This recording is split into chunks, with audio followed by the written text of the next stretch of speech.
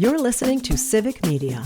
You can tune into any of our live shows on any radio station across the state with the Civic Media app. Find us in your phone's app store and listen anytime, anywhere. Good morning and welcome to Matt Nair on Air. Jane Matt Nair and Greg Bach, Calvin Butenoff, coming to you live from our home here at Radio Park in Racine.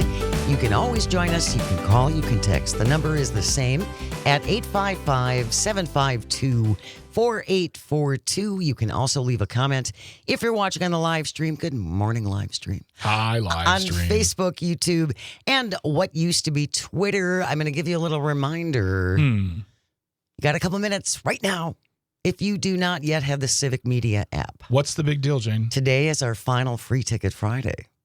Wait, first of all, it's Friday? It is Friday. Holy crow. Yeah. Okay, that means time to get that Civic Media. I'll do that. Thank you. Yes. So go to wherever you get your apps. Go to your app store, like Google Play or whatever is your thing. Yeah. Look for Civic Media, C-I-V-I-C, Civic Media.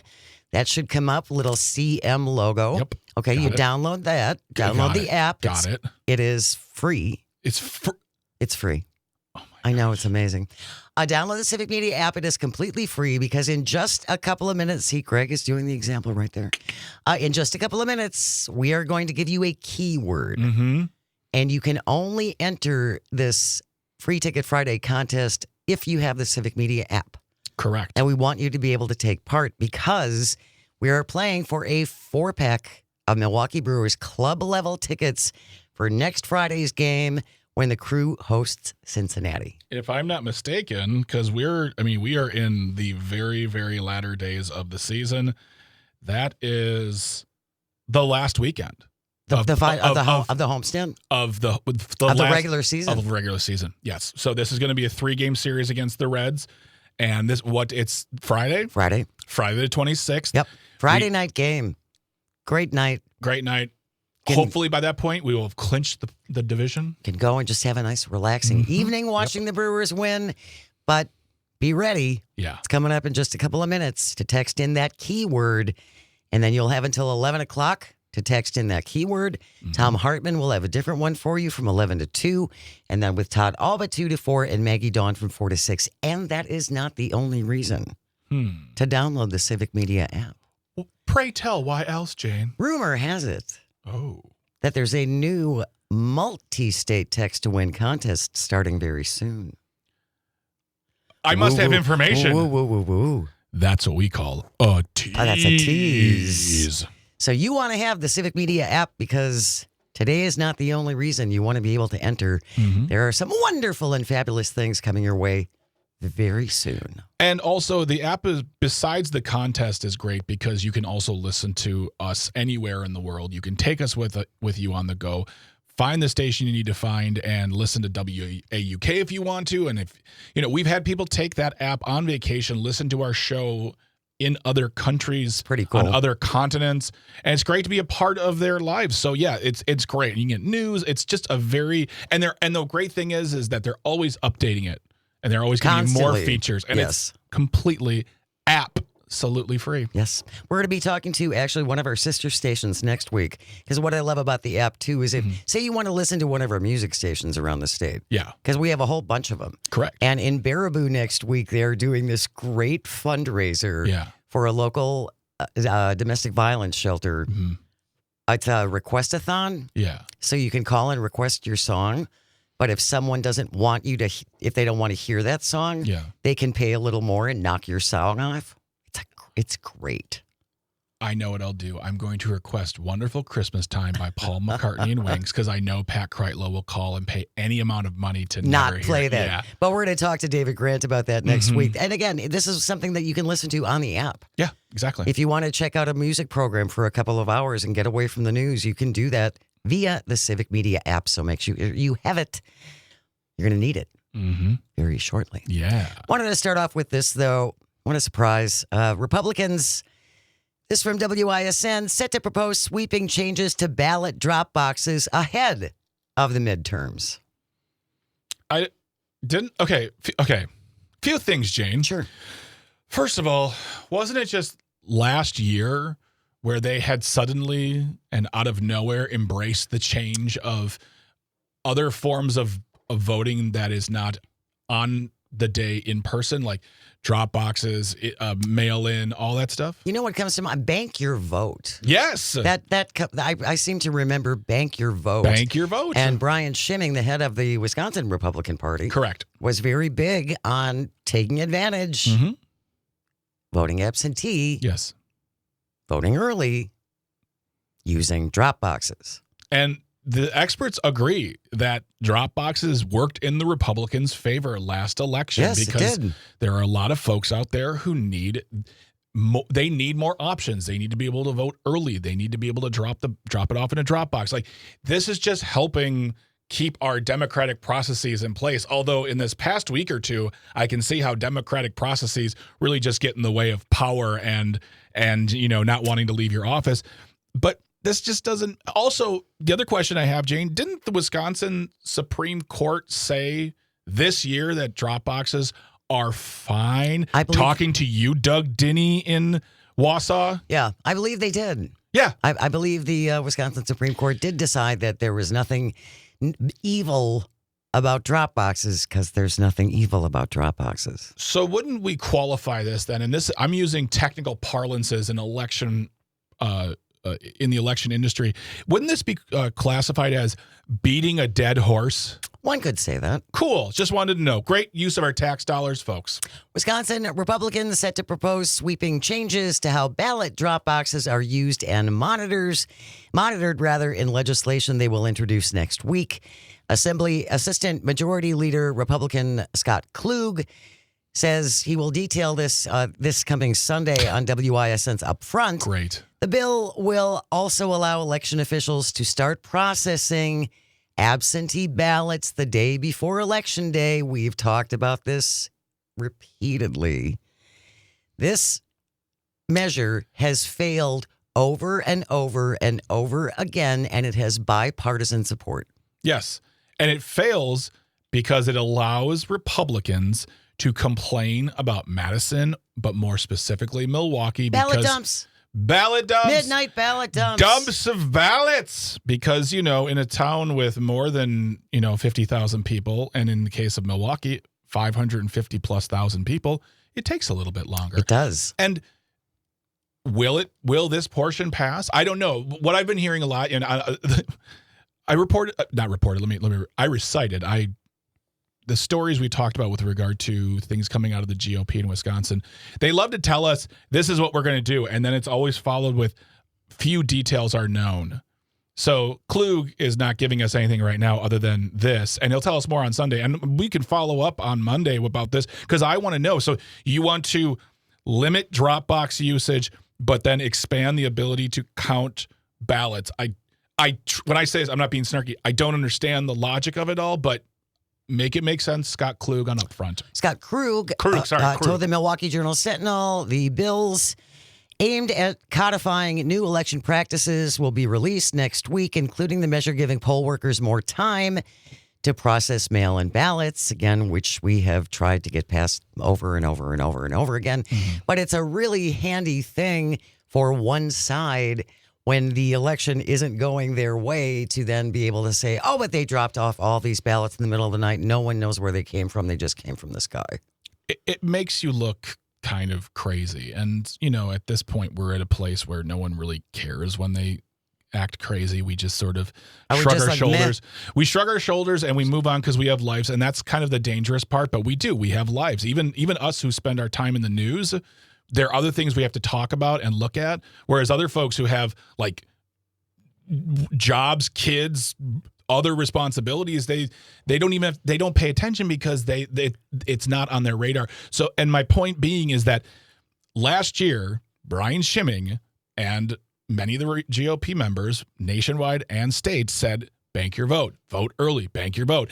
And then Donald Trump was still saying absentee balloting, anything that's not traditional on the day in person is corrupt. And then finally he stopped saying it, and it worked for them. It works for everyone, period. And now we are 8, 9, almost 10 months. We're 9 months into the year, and we're back at this. The measures will include a ban on fixing errors on ballots called ballot curing, which has been happening for a long time. We'll also codify rules governing the use of ballot drop boxes. Another measure will change how many hours clerks have to be available for early voting based on population size. Smaller the population, the shorter the voting time period. Boo. According to Krug, if there's a community that has less than 100 registered voters, they only have to do 5 hours in person during the 2 weeks before Election Day instead of 20 hours. One other measure, which I do agree with, would include grants to boost security measures for poll workers. Yeah, let's protect these people. Let's also bolster just staff of these polling places too. So they continue and to work smoothly. I mean, I don't know if it would still be happening now because Mark Zuckerberg is in his villains era, but he was providing grants to municipalities all over the state, all over the country. The infamous Zuckerbucks. Yeah, and those went away because, the Republicans love democracy, so now we have to find it in other ways. And, okay, we're going to get – safety is important. I'm not against safety. I love safety, especially for poll workers. We need to take care of them, and we need to thank them. But we also need to give support in the way of funding to staff, to locations, to all the things they need just to make it easier for them, which makes it easier for us. A spokesperson for Governor Evers says the Evers wants to sign into law a bill that allows poll workers to process ballots ahead of Election Day. Thank you. But will not support measures undermining and sowing distrust in existing election workers and practices. Not a surprise, Senate Majority Leader Devin LeMahieu did not immediately respond to questions about the chances of the new bill becoming law. Oh, yes, of course, because he's the sticker. He's the sticking point. A lot of times, yeah, he's the guy who's either not. He's the gentleman who doesn't even bring these votes to up for a vote. Or I'm sorry, he doesn't bring these bills up for a vote. And in a couple of instances, he has said out loud, "That's not my job." It's like it's almost all of your job, sir. Pretty much. So on the live stream, a young person named This Chick Loves the Squad says, many people in Wisconsin work away from home. You need to vote at your town hall. By mail was the only way to vote for me. Yep. No way I was driving home to vote to go back to work. Yeah, exactly.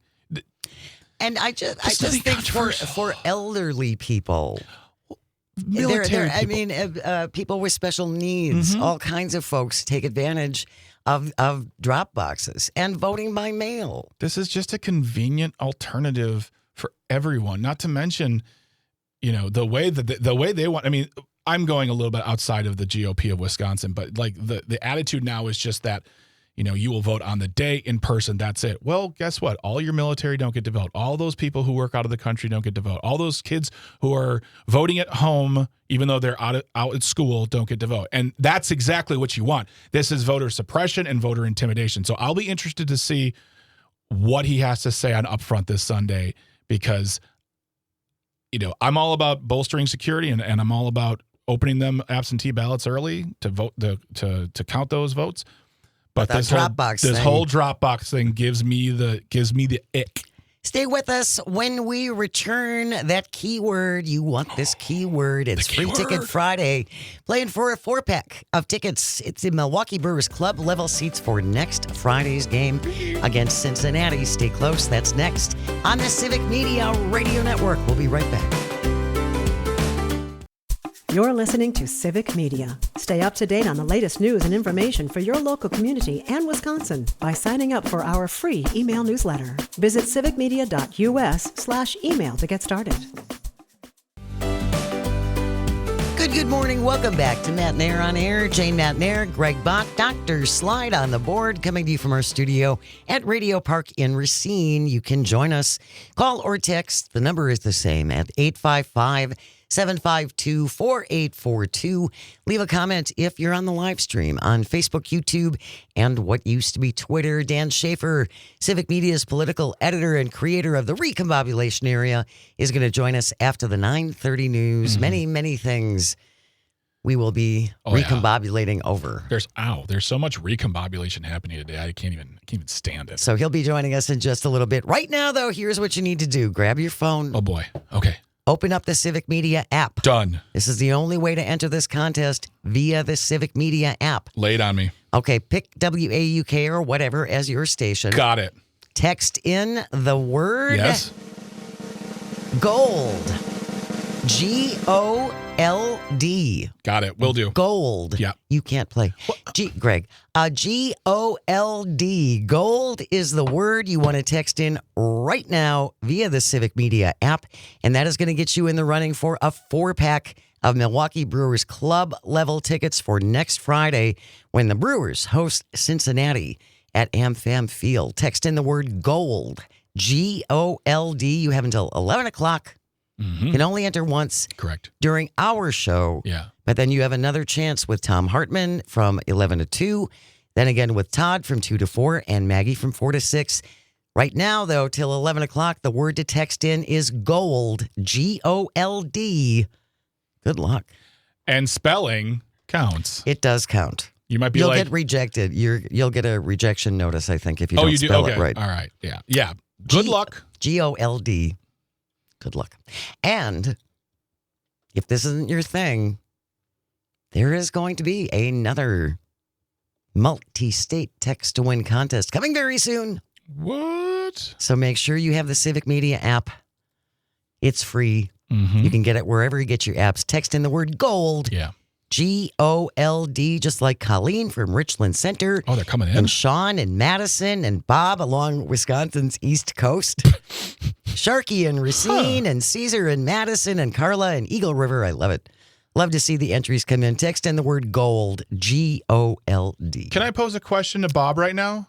Sure. Is Wisconsin's East Coast a thing I've just never heard of, or is that something he put in because he likes it?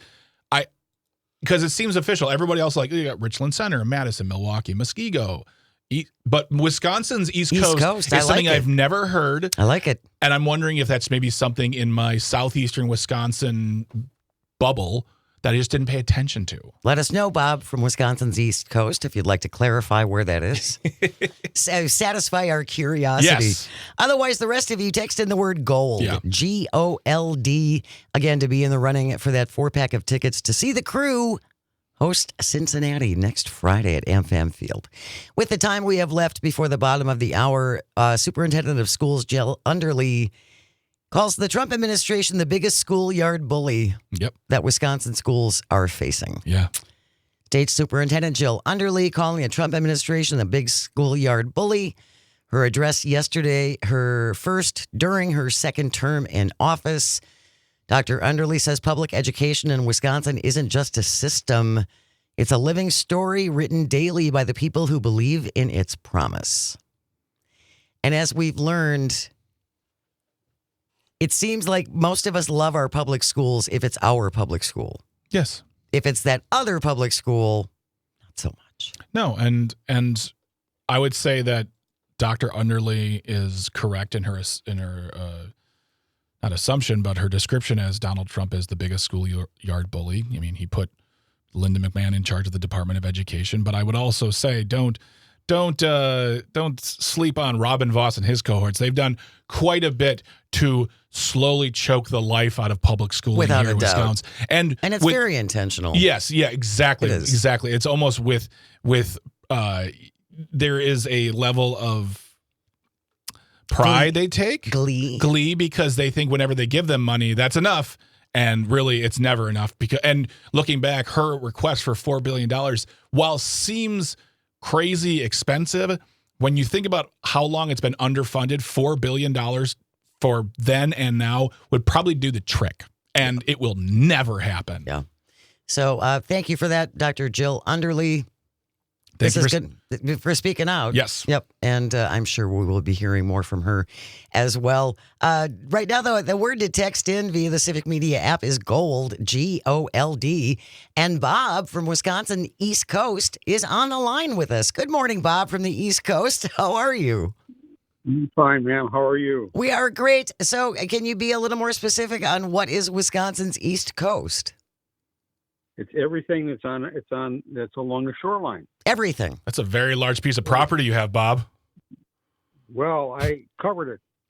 I started working in fundraising in 1977. I'm originally from a place called Sturgeon Bay. Yeah.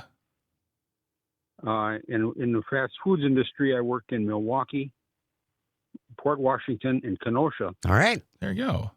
You're doing the stretch. Yeah, I like the way you do that, Bob. That's how I feel. Like, I don't have like civic pride. Like, I'm from Waukesha. I lived in Milwaukee, but I've lived in southeastern Wisconsin and all these counties. So I have like a southeastern and a Wisconsin pride. So I like the way you do that, Bob. I like your style.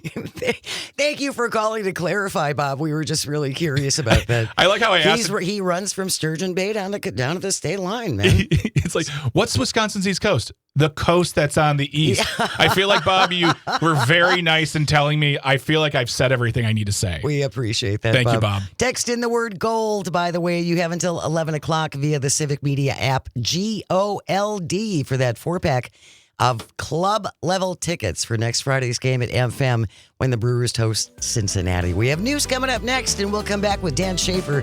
Stay with us. You are listening to Matt Nair on Air on the Civic Media Radio Network. Good morning. Welcome to Matt Nair on Air. Jane Matt Nair, Greg Bach, the one, the only Calzone on the board, coming to you from our studio at Radio Park in Racine, where you can always join us. Call or text at 855-752-4842. Leave a comment. If you're watching on the live stream, hello live stream. Hi. On Facebook, YouTube, and what used to be Twitter. We are in the midst of our final Free Ticket Friday, so grab your phone. Open up the Civic Media app, not you guys, and text in the word GOLD, GOLD. You have until 11 o'clock. You can't enter, Dan. You have until 11 o'clock to text in the word GOLD, GOLD, and get in the running for a 4-pack of Milwaukee Brewers club-level tickets. These are really, really good seats. They are for next Friday's game when the Brewers host Cincinnati.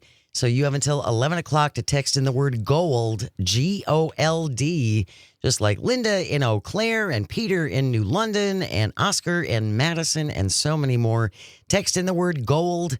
You have until 11 o'clock. Then Tom Hartman will have a new word for you from 11 to 2. Todd with a different one from 2 to 4. And Maggie, again, from 4 to 6 p.m. But right now the word is GOLD. GOLD. Make sure you enter, and good luck. Dan Schaefer is here. It's Friday.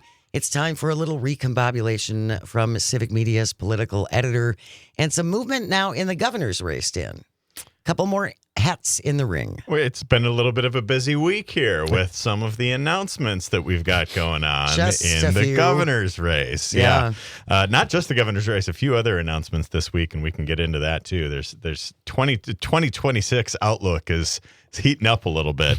But two candidates, both from Madison, each announced that they would be running for governor this week. So on Monday, Kelda Roy, state senator, announced that she would be running for governor. And then I believe it was Wednesday that State Representative Francesca Hong announced that she would be running for governor. So, last week we had David Crowley announced his candidacy. Mayor Cavalier Johnson got behind it. Last week was Milwaukee week. Right. And this week is Madison week. And so, we're making our way around the state with some of these announcements here.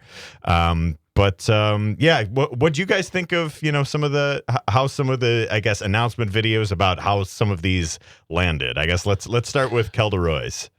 I everyone I've talked about Kelda is excited to see what she has to offer. Yeah. Because I think the thing that I honestly think that Kelda Royce, Francesca Hong, and Sarah Rodriguez all have a similar quality of good energy. Mm-hmm. Kelda doesn't hold back. Neither does Francesca Hong. That's true. So I think there was a lot of excitement to see both of these individuals jump in, because now it feels like there's going to be a discussion. Yeah. And it feels like there's going to be ideas. And everybody I know who loves Francesca Hong is really excited. Mm-hmm. But when it comes to Kelda, I think that, she has a little bit more work to do as far as getting her name out there. But I think that I'm happy they're both in it. I was unsure with Francesca just because I feel like sometimes her message I don't want to see people trying to label her as like some socialist commie and all of her. But I think that's what's going to happen. Absolutely. I mean, she's part of the Democratic Socialist Caucus, yes, exactly. So it's not like she's running from that either. Like it's a voluntary choice that she made to be part of that caucus. But I think too, Calvin, I'd like your take on this, because in talking to younger Democrats and younger leaning Democrats, I think they get tired of what they see are the regular old run of the, middle of the road, let's all get along kind of Democrats. And Francesca is different. What do you think about the energy that she brings, Calvin? I had this discussion with Greg off the air yesterday afternoon, and I'm not sure how I feel about the primary going forward. I like all of the candidates. Well, I'll save my thoughts for the fifth member of the field for another day. Not necessary. Yeah. But yeah, I think it's torn between: do you vote for someone that you like and are confident they can win an election, or do you vote for someone that you like and think is more the direction you would like to see the party move? And I think that's kind of the dichotomy of Kelda Royce and Francesca Hong for me. Is I think Kelda Royce has a better chance of winning the general election, but I think Francesca Hong's progressive policies have a potential to speak more to the younger people. Yeah, and I think there is that, right, Calvin, there's this, I forget who said the quote, but it's just like this quote about primaries and elections, and it's just like, in a primary, vote your heart, in the general, vote your head. Yeah. And vote who, which candidate speaks to you most in a primary, but once you're in the general election, like, it doesn't necessarily have to be that. It's just about who, especially in the two-party system that we have. It's just like you're making a different type of calculation with that. But yeah, I think that's interesting, and I do wonder if there's, if there's a certain lane for a progressive candidate that had not yet been claimed, and that it can be claimed now by Representative Hong. But I do think, and I wrote about this in a piece a few weeks ago, and I had, kind of like the top contenders I had in the group, and Kelda Royce I had in that kind of top four potential contenders for governor. Of that, Josh Kaul has not yet announced, so we'll see what exactly he has in store for his plans for 2026. Attorney General Josh Kaul. But I think, I think Francesca Hong would start outside of that group, outside of the group of top contenders. But one of the things about, knowing Francesca Hong for a few years now is no one's going to outwork her on any of this. And, she just announced yesterday, as she was, at the second day of her campaign, that she's going to be going on this like statewide tour, and she had like a dozen different places that she's going to be over the next 2 weeks, going to and speaking with people and rallying support in her state tour. And I think the fact that she is going to be coming out of the gate and working super hard, that's going to make everybody else in the primary kind of need to up their game. Work that much harder. Even if, and again, I consider myself a political realist in a lot of ways. I don't think she has the best chance of winning this race. I'm not ruling it out, but I don't think she is one of the top, most likely to win this race. But I think her entry to it is going to make everybody work that much harder. And I think that is definitely a good thing. Tony on the live stream says, if only we had ranked choice voting, you could vote your values and then everyone wouldn't have to be a pundit. Yeah. There's that too. There is. Yeah. Yep. But we are not there yet. We are not. And I think when it comes to what's interesting to me about Kelda and Fran, and I want to, and saying that, I want to tack on another question for you, Dan, regarding David Crowley, is that I feel like even though Fran has, like, she definitely has those progressive democratic socialist values that she is standing up for, and she will not back down on, and that's one of the things I love about her. Kelda, too, isn't to me, some centrist character. I mean, when she came on the show after the budget, we were kind of expecting a few days of you rah rah, we did it. And Kelda came on like, this is bad. Is not good. And both of us were like, oh, is it bad? I'm so sorry. Because Tony Evers had proposed this budget being, and Dianne Hesselbein, like, it was good to see the Democrats walk in and take some control. But at the end of the day, there were Democrats, including Francesca Hong and Kelda Royce, who were not pleased. So I do feel like for going back to what Calvin says, if you're looking between those two, I feel like it is a good combination of your head and your heart.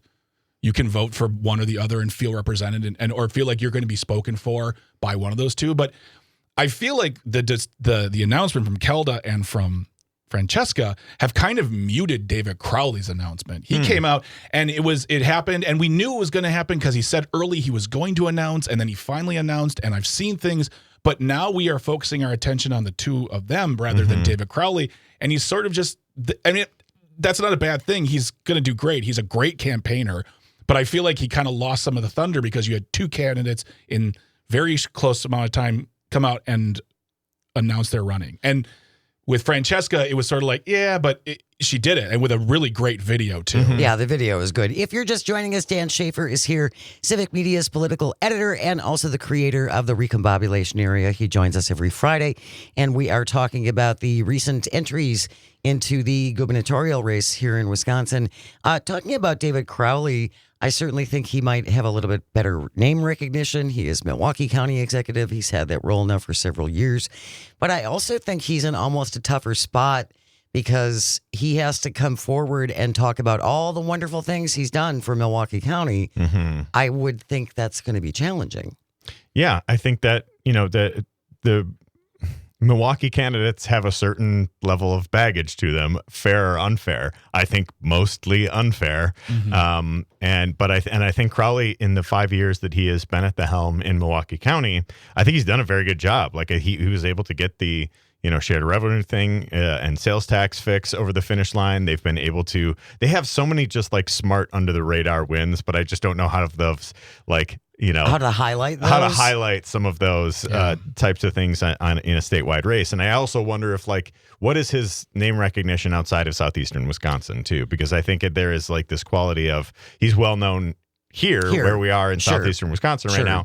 I don't know how well known he is in the rest of the state. Well, and one of the recent things I heard, and I can't remember where I heard this interview with him, but it's how do we address the needs of our, it's like he asks all these right questions. I'm not hearing the answers for those questions.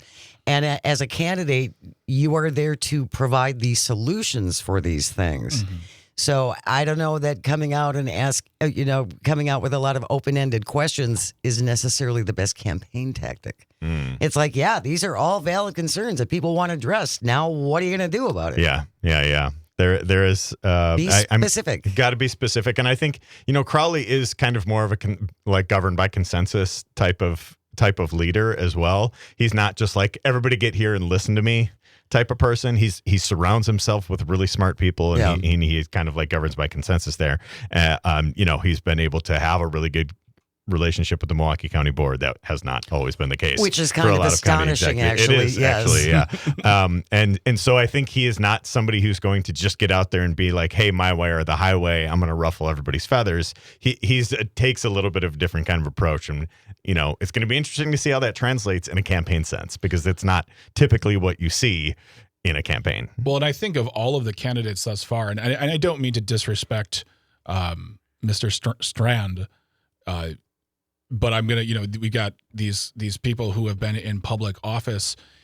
David Crowley is the one with the most experience of running a thing. Like you have executive experience. Exactly. Yes. You have executive experience. And on top of that too, and I've said this before and I'm going to keep saying, I think one of his biggest strengths is that man had to convince the county of Milwaukee.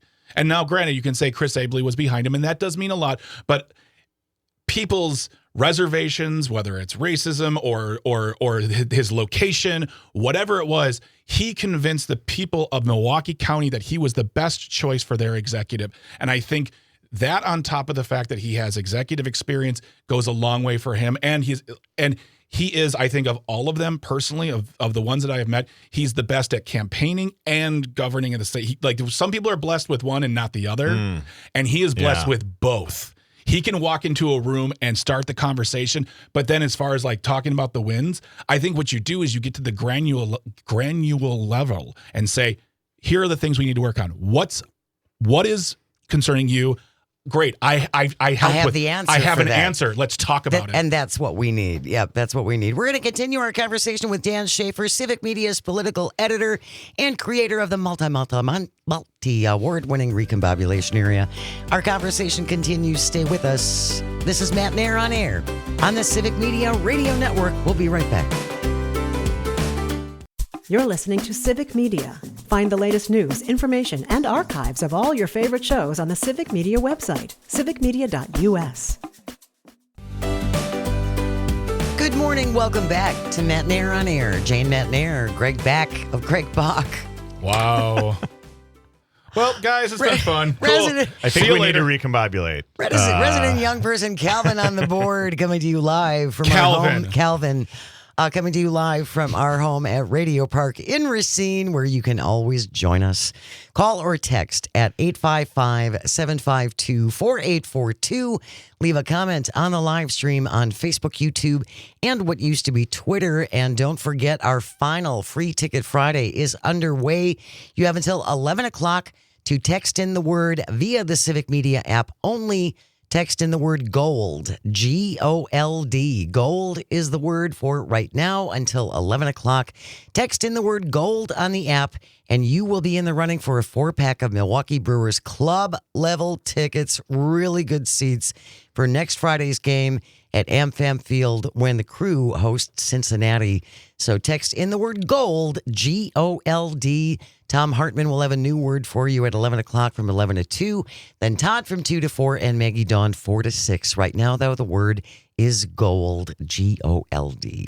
It's Friday. Dan Schaefer is here, Civic Media's political editor and also the creator of the Recombobulation Area. And before the break, we were talking about the gubernatorial race in Wisconsin. So we talked a lot about all the Democrats that are running.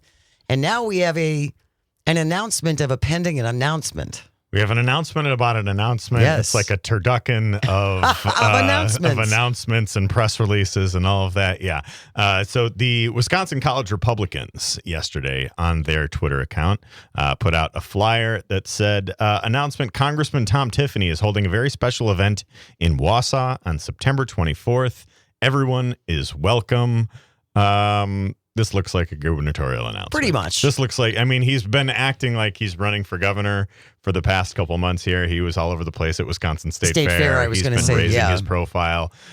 He's been talking about, in conservative media, he's been talking more about state-related issues on social media. It has seemed like he's been running for the last couple months.